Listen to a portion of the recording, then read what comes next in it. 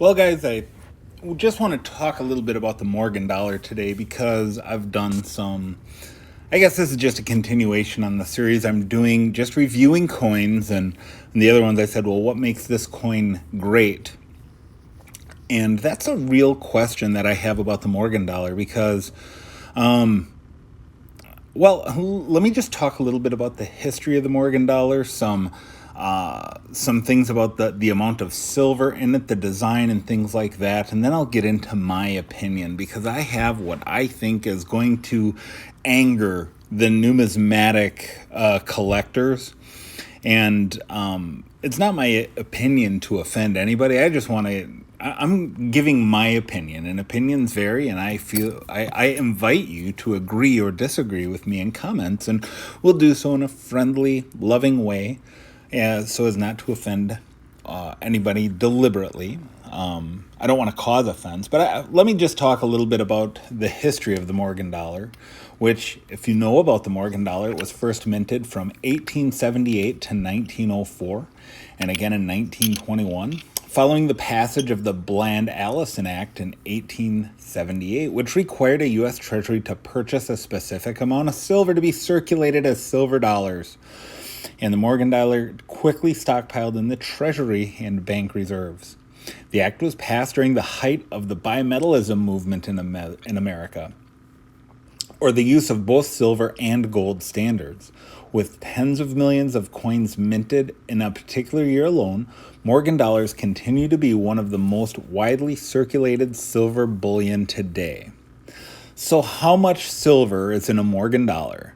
A Morgan dollar is 90% silver, and it's 10% copper, which makes them easy to buy and sell at lower prices, allegedly.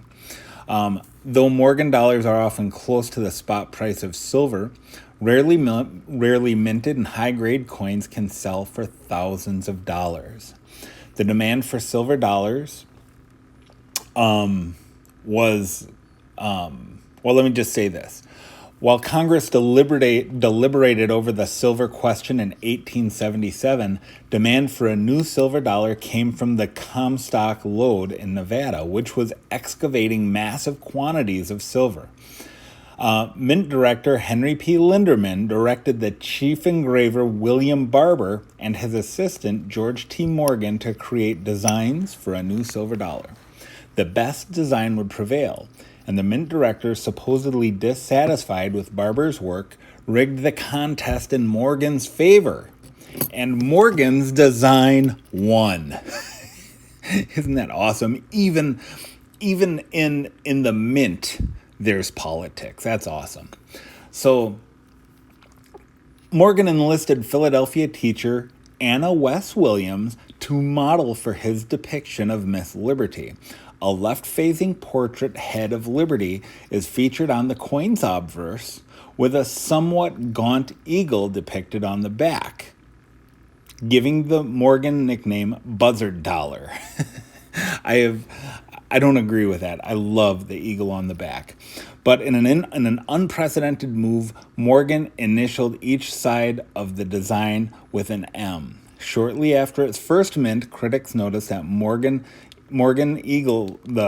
noted that the Morgan eagle mistakenly had 8 tail feathers instead of 7, and therefore some of the 1878 coins may depict either, with 7 being the rarer of the two. And it's reported that over half a billion Morgan coins were struck between 1878 and 1921. Most of the output came from the original mint in Philadelphia, while other Carson cities, New Orleans, and San Francisco sites made them as well. Carson City entered production when it closed its doors in 1893, making them a valuable commodity among numismatists or collectors. But even after minting ended in Carson City, the vault there stored millions of Morgans, which were transferred to Washington in 1900 and kept sealed. And then in 1921, the Denver Mint also produced more silver dollars.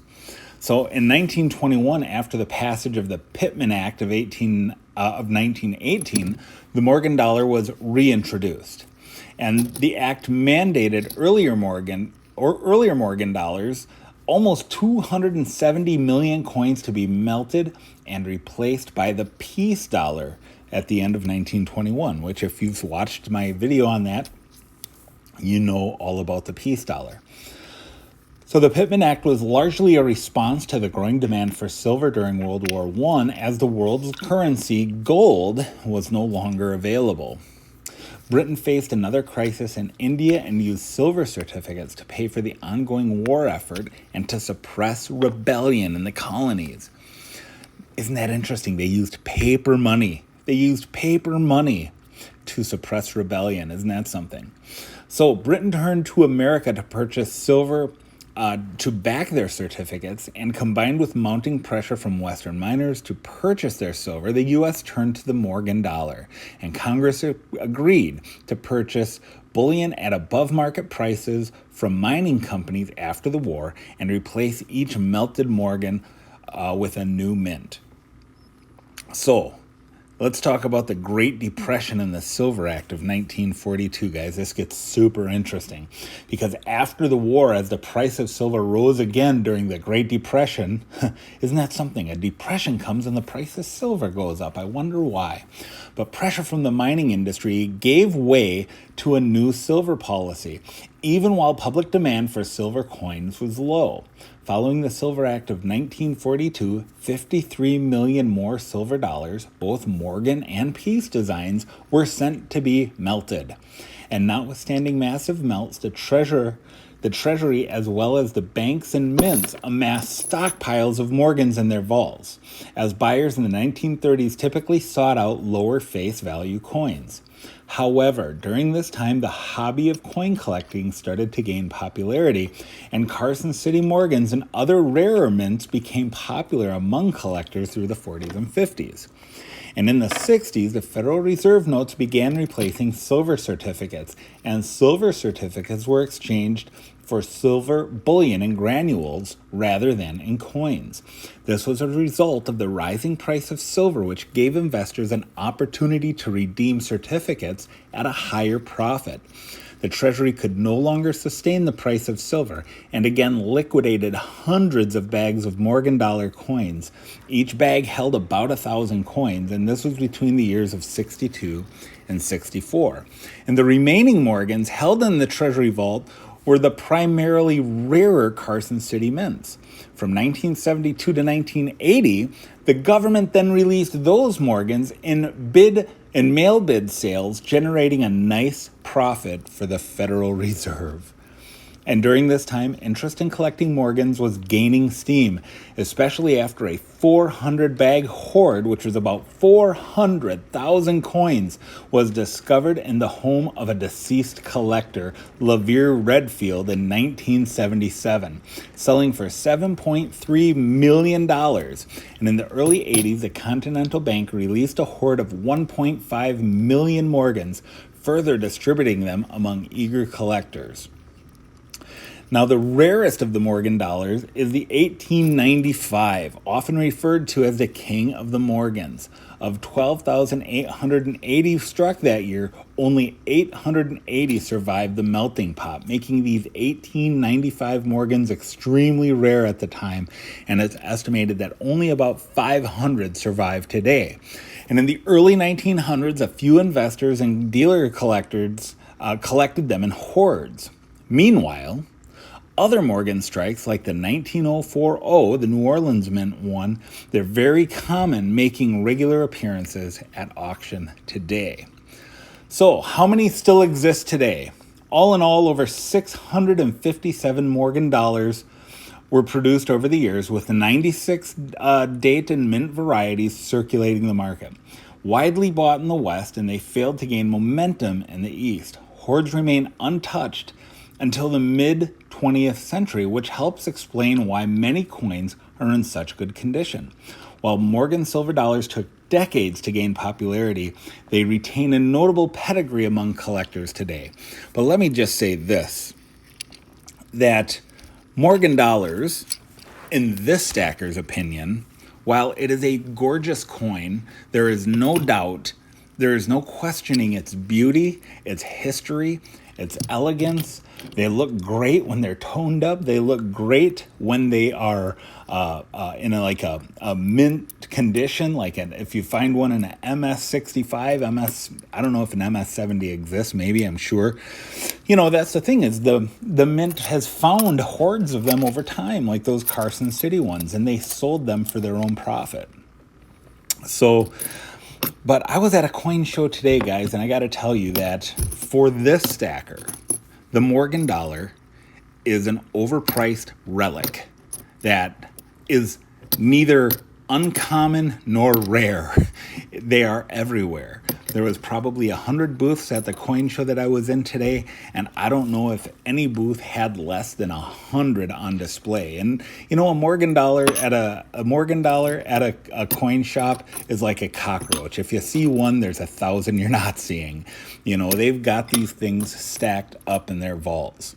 And so what makes them valuable? Well, there's some that are really rare. There's striking errors. There's the O's over the S's, or it's an S over an O. The Carson City dollars.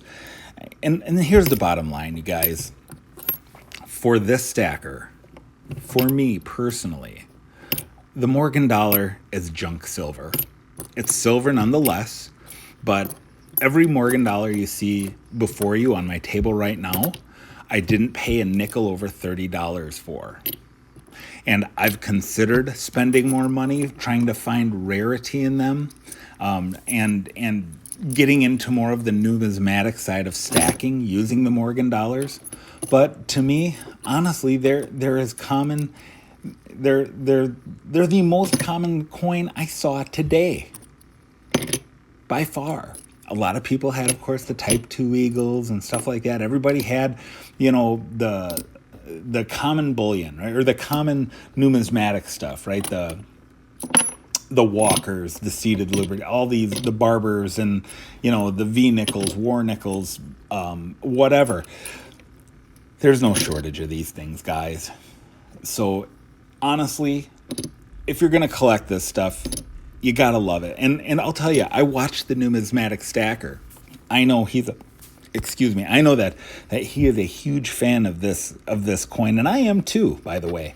I love this coin. There's just no way I'm going to pay over $30 for one. I don't care what condition it's in. It's not uncommon.